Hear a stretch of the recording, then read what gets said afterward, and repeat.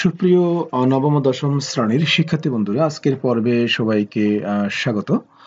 তো আজকে আমি তোমাদের গণিত বইয়ের দ্বিতীয় অধ্যায় সেট ও ফাংশন অনুশীলনী 2.1 সেট, এই সেট থেকে তোমাদের পূর্বে আমি 1 থেকে 8 পর্যন্ত এই সমস্যাগুলোর টিউটোরিয়াল তৈরি করে দিয়েছি।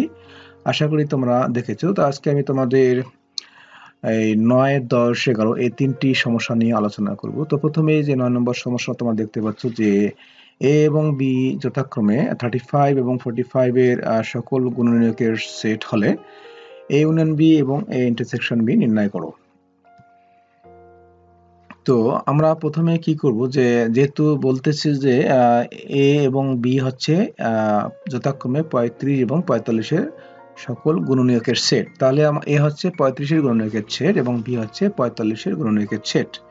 তাহলে 35 এর গুণনীয়কগুলো আমাদেরকে নির্ণয় করতে হবে। তো 35 এর গুণনীয়কের যে উপাদানগুলো সেগুলো হচ্ছে 1, 5, 7 এবং 35। আমরা গুণনীয়ক বুঝি, গুণনীয়ক হচ্ছে কি যে সংখ্যাগুলো দিয়ে 35 কে ভাগ করা যাবে সেগুলো হচ্ছে 35 এর গুণনীয়ক। তার মানে হচ্ছে 1, 5, 7 এবং 35 হবে। আর এবং 45 এর গুণনীয়কের সেটগুলো আমরা নির্ণয় করি। তো 45 এর গুণনীয়কের সেটের গুণনীয়কের উপাদানগুলো হচ্ছে 1, 3, 5, 9, 15 এবং 45। অর্থাৎ এই সংখ্যাগুলো দিয়ে 35 কে ভাগ করা যায়। এগুলো হচ্ছে 35 এর গুণনীয়ক। তো আমরা লিখতে পারি। তো তার আগে আমরা লিখবো যে আসলে 35 এর গুণনীয়কের সেটগুলোকে আমরা এ ধরি, সেটটাকে আমরা এ ধরি এবং 45 এর গুণনীয়কের সেটকে আমরা বি ধরি। তার মানে অতএব আমরা লিখতে পারি এ সমান হচ্ছে এই যে যেহেতু আমরা 35 এর গুণনীয়কের সেটকে এ ধরেছি, তার মানে এ ইকুয়াল টু হচ্ছে এই যে 1, 5, 7, 35 এবং যেহেতু 45 এর যে গুণনীয়কের সেটকে বি ধরেছি, তার মানে বি ইকুয়াল টু হচ্ছে এই যে 1, 3, 5, 9, 15 এবং 45। তো এখন সহজেই আমরা এ এবং বি দুটি সেট পেলাম এবং এই দুটি সেটের এখন আমরা প্রথমে আমরা এ ইউনিয়ন বি নির্ণয় করব। তো A union B equal to আমরা লিখব যে এর উপাদান হচ্ছে এই যে এখানে 1, 5, 7, 35। তাহলে 1, 5, 7, 35 ইউনিয়ন বি আছে, বি এর উপাদান হচ্ছে এই যে এগুলা 1, 3, 5, 9, 15, 45 লিখবো। লেখার পরে আমরা কি করব, সংযোগ সেট নির্ণয় করব। তো সংযোগ সেট কিভাবে নির্ণয় করতে হয়? সংযোগ সেট হচ্ছে যে দুইটি সেটের মধ্যে আমাদের যে উপাদানগুলো থাকবে সেই দুটি সেটের সবগুলো উপাদানই আমরা লিখব। অবশ্যই আমরা কোনো উপাদান একাধিকবার বা ডাবল লিখব না। তো এখানে কি করব, তাহলে আমরা সব উপাদানই লিখব কিন্তু উপাদানগুলো আমরা ডাবল লিখব না। তার মানে এখানে আমরা অবশ্যই ছোট থেকে বড় লিখব, মাঝখানে কমা চিহ্ন ব্যবহার করব। তাহলে 1, 3, 5, 7, 9, 15, 35 এবং 45 মানে সব উপাদান কিন্তু আমরা লিখেছি এবং একবার করে লিখতে হবে। এটা হচ্ছে সংযোগ সেট। তার মানে এ ইউনিয়ন বি নির্ণয় করলাম। এখন আমরা এই যে এ ইন্টারসেকশন বি নির্ণয় করব। তাহলে এ ইন্টারসেকশন বি অর্থাৎ এ এর উপাদান হচ্ছে লিখেছি 1, 5, 7, 35, ইন্টারসেকশন চিহ্ন দিয়ে বি এর উপাদান হচ্ছে 1, 3, 5, 9, 15 এবং 45। তো এখন এটার আমরা ছেদ সেট নির্ণয় করব। তো ছেদ সেট কিভাবে নির্ণয় করতে হয় আমরা জানি যে ছেদ সেট হচ্ছে যে দুইটি সেটের মধ্যে যে উপাদানটা সাধারণ বা কমন, তা দুই জায়গায় যে উপাদানটা থাকবে সেটি হচ্ছে ছেদ সেট। তো এখানে হচ্ছে কমন উপাদান হচ্ছে, তাহলে আমরা দেখতে পাচ্ছি যেখানে 5 এখানেও আছে 5, আর এখানে কমন উপাদান নাই। তো অতএব এখানে 1 আছে, 1 এবং 5 হবে। তাহলে 1 এখানেও আছে এবং 5 এখানেও আছে, তার মানে 1, 5 হবে। তো আমরা এটা হচ্ছে অ্যান্সার। এখানে মূলত দুইটি অঙ্ক, দুইটি অ্যান্সার। এই যে একটি অ্যান্সার, এখানে একটা অ্যান্সার।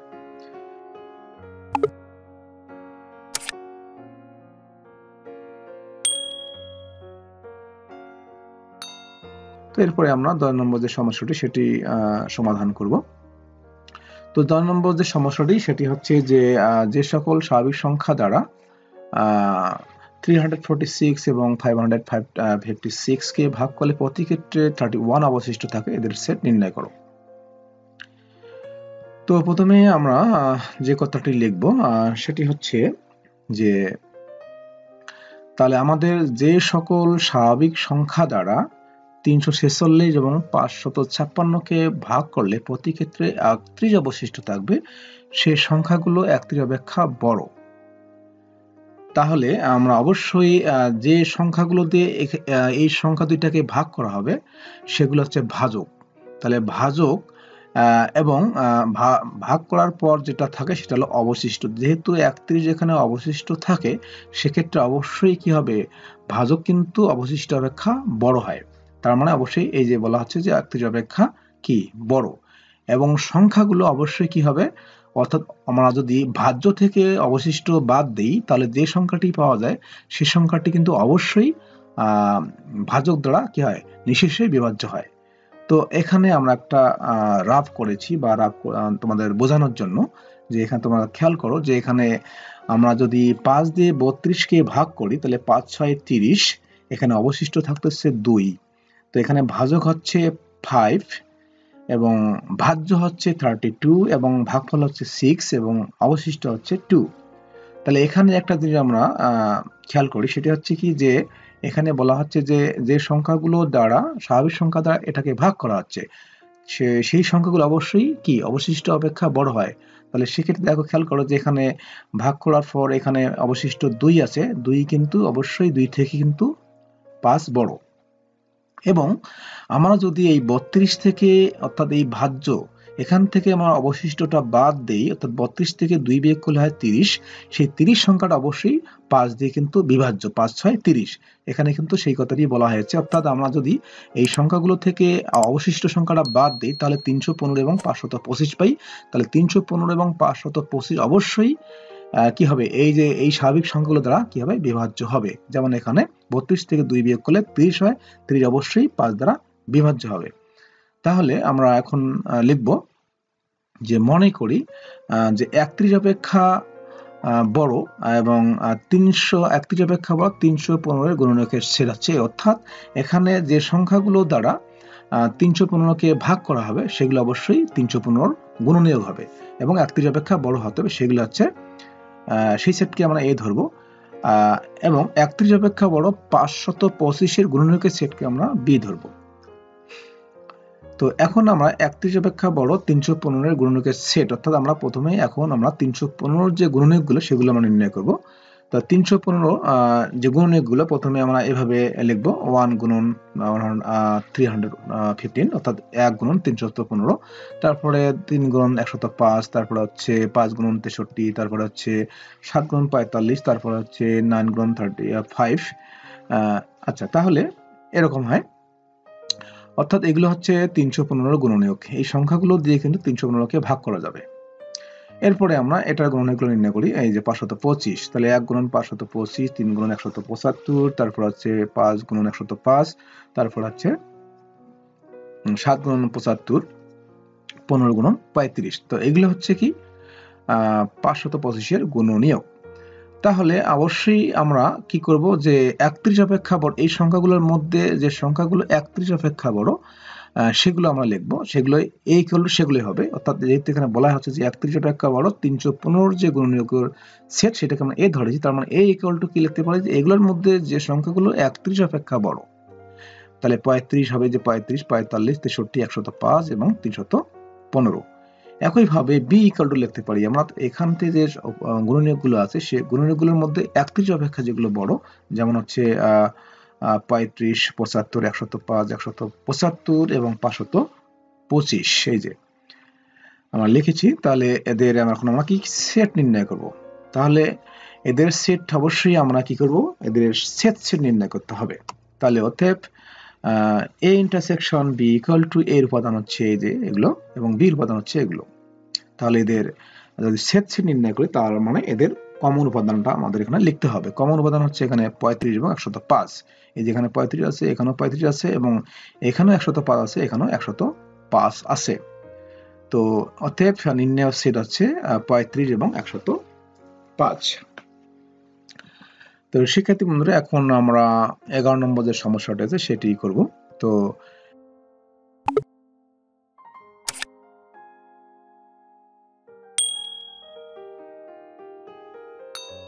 11 নম্বর সমস্যাটি হচ্ছে যে কোনো শ্রেণীর 30 জন শিক্ষার্থীর মধ্যে 20 জন ফুটবল এবং 15 জন ক্রিকেট খেলা পছন্দ করে, দুইটি খেলাই পছন্দ করে এরূপ শিক্ষার্থীর সংখ্যা হচ্ছে 10।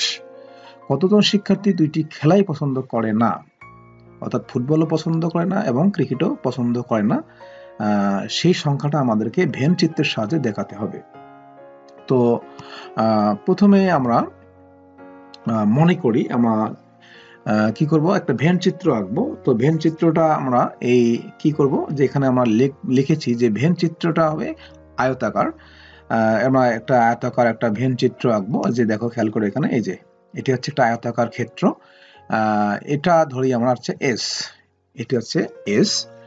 তো অর্থাৎ এই এস হচ্ছে কি 30 জন শিক্ষার্থী। এই যে 30 জন শিক্ষার্থীকে আমরা এস দ্বারা চিহ্নিত করতেছি, এবং এর ভিতরে অর্থাৎ 30 জনের মধ্যেই কেউ কেউ কি ফুটবল পছন্দ করে, আবার কেউ ক্রিকেট খেলা পছন্দ করে। তো এখানে আমরা এখানে লিখবো যে যারা ফুটবল খেলা পছন্দ করে তাদের ছেলে হচ্ছে এফ। তার মানে এখানে আমরা একটা সেট অর্থাৎ আমরা ভেন চিত্র অঙ্কন করব, সেটা হচ্ছে এফ, এবং এখানে এফ হচ্ছে কি এই শিক্ষার্থীরা তারা মোট 20 জন এরা ফুটবল খেলা পছন্দ করে।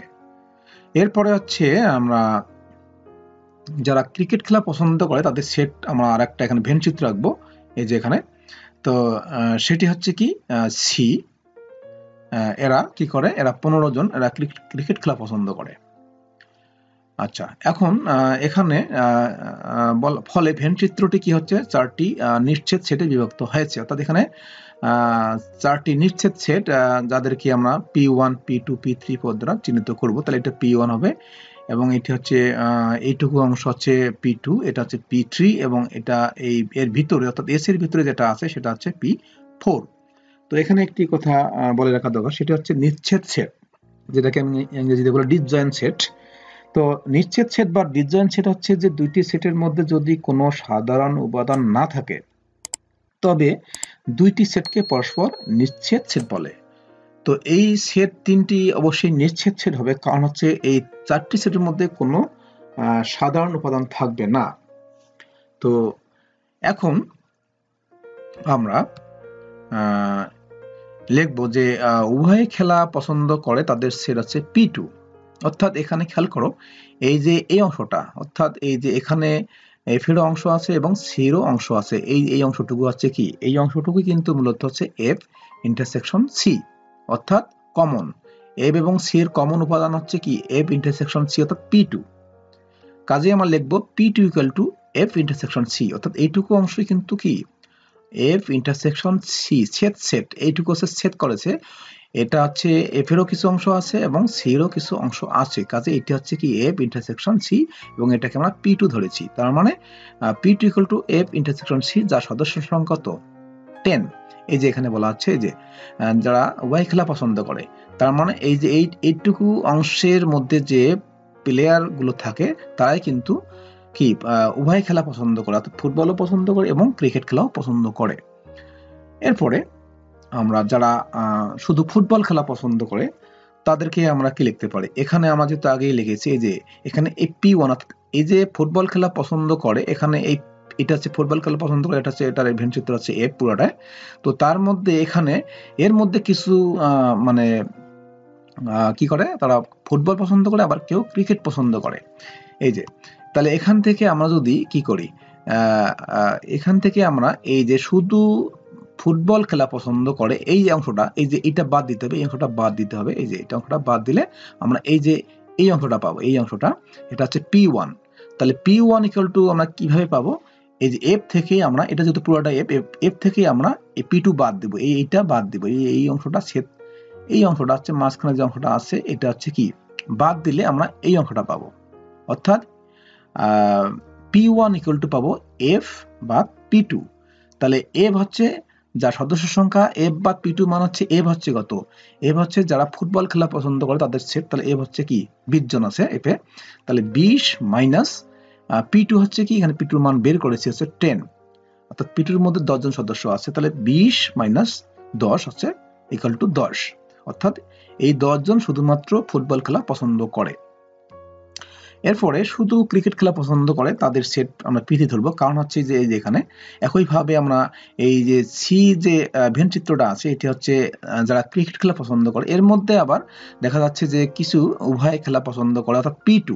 তাহলে আমরা যদি এই সি থেকে আমরা যদি P2 বাদ দেই, এই যে সি থেকে আমরা যদি P2 বাদ দেই, তাহলে P3 পাবো, এই যে P3 এই অংশটা পাবো আমরা। তাহলে C থেকে P2 বাদ দেব, তাহলে C হচ্ছে কত?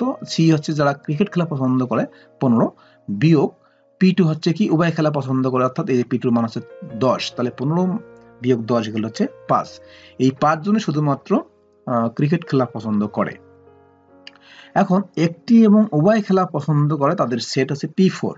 অর্থাৎ এখানে কি করব আমরা, এই P4 হচ্ছে যে এই যে 30 জন শিক্ষার্থী এখানে আছে, তো তাদেরকে আমরা এস সেটের মধ্যে আমরা চিহ্নিত করেছি, এস আয়তাকার ক্ষেত্রের মধ্যে। তাহলে এখানে এস থেকে, অর্থাৎ আমরা এস থেকে যদি আমরা এই যে P4 বাদ দিই, আর P4 মানে হচ্ছে কি, P4 মানে হচ্ছে যে এফ, এখানে যেহেতু শুধুমাত্র ফুটবল এবং ক্রিকেট খেলার ইয়া আছে যারা মানে পছন্দ করে, তাহলে এখানে এফ যদি আমরা এখানে এস থেকে আমরা যদি এফ ইউনিয়ন সি বাদ দেই, অর্থাৎ এফ ইউনিয়ন সি বলতে বোঝাচ্ছে এখানে এফ অর্থাৎ যারা ফুটবল খেলা পছন্দ করে এবং যারা ক্রিকেট খেলা পছন্দ করে তাদের সবাইকে নিয়ে হচ্ছে এফ ইউনিয়ন সি। তাহলে আমরা যদি এস থেকে এফ ইউনিয়ন সি বাদ দিই তাহলে আমরা কিন্তু P4 পাবো। তাহলে P4 equal to F union C, যার সদস্য সংখ্যা কি, অর্থাৎ এখানে এফ ইউনিয়ন সি বলতে P1 P2 P3 কে বোঝাচ্ছে এফ ইউনিয়ন সি, কারণ এফ ইউনিয়ন সির মধ্যে হচ্ছে P1 P2 P3। তাহলে P1 plus P2 plus P3 equal to হচ্ছে P1 এর মান আমরা এখানে পেয়েছি এই যে 10, কারণ 10 লিখেছি। P2 এর মান পেয়েছি আমরা কিন্তু এখানে এই যে 10। তারপরে এখানে P হচ্ছে কি P3 এর মান পেয়েছি আমরা 5। তার মানে 10 প্লাস 10 প্লাস 5 আছে 25। তার মানে এই 25 জন কি করে, একটি অথবা এবং উভয় খেলা পছন্দ করে। তো এখন আমাদের যেটা নির্ণয় করতে হবে যে কতজন শিক্ষার্থী দুটি খেলাই পছন্দ করে না, অর্থাৎ ক্রিকেটও পছন্দ করে না অথবা ফুটবল খেলাও পছন্দ করে না। তাহলে যারা উভয় খেলা পছন্দ করে না তাদের সেটকে আমরা কি লিখতে পারি, যে যারা উভয় খেলাই পছন্দ করেন তার এস হচ্ছে মোট শিক্ষার্থী। এখান থেকে যদি আমরা এইটা বাদ দেই, অর্থাৎ এফ ইউনিয়ন সি বাদ দেই, অর্থাৎ তাহলে আমরা পাবো যে তারা কোনো খেলাই পছন্দ করে না। তাহলে এখানে আমরা এজ হচ্ছে 30 এবং এফ ইউনিয়ন সি হচ্ছে কি, এই যেটা আমরা বের করেছি, এই যে এফ ইউনিয়ন সি হচ্ছে 25। তার মানে 30 থেকে আমরা 25 বাদ দিলে 5 পাই। তার মানে এই 5 জন শিক্ষার্থী কিন্তু কোনো খেলাই পছন্দ করে না। তো অতএব নিম্ন সদস্য সংখ্যা হচ্ছে 5 জন। তো শিক্ষার্থী বন্ধুরা, এই হচ্ছে আজকের 9, 10 এবং 11 নম্বর এই তিনটি সমস্যার সমাধান। আশা করি তোমরা বুঝতে পেরেছো। তো এতক্ষণ থেকে আমার সঙ্গে থাকার জন্য সবাইকে ধন্যবাদ। সকলের জন্য আমি শুভ এবং মঙ্গল কামনা করছি।